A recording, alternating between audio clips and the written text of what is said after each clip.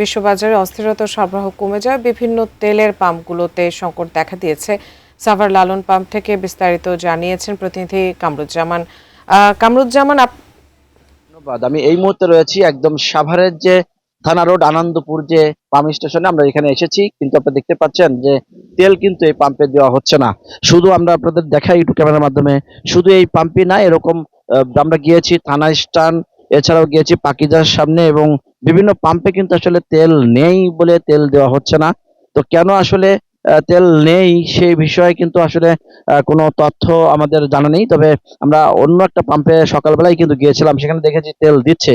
তো আমরা এখানে যিনি পাম্পের যে দায়িত্বে রয়েছে তার সাথে কথা বলেছি, তিনি আমাদেরকে জানিয়েছে যে প্রতিদিন কিন্তু তার তেলের যে চাহিদা, সেই চাহিদা কিন্তু আসলে 10,000 লিটারের উপরে, কিন্তু আসলে তাদেরকে নেওয়া হয় হচ্ছে তাদের দেওয়া হয় 3,500 4,000 লিটার। তো সবকিছু মিলিয়ে কিন্তু এই যে তেলের যে সংকট, সেই সংকট কিন্তু আসলে পুরো বিশ্ববাজারে অস্থিরতার কারণে সেটা কিন্তু বাংলাদেশেও যে প্রভাব পড়েছে। আপনারা তেল কেন দিচ্ছেন না আর কেন গ্রাহক ঘুরে যাচ্ছে?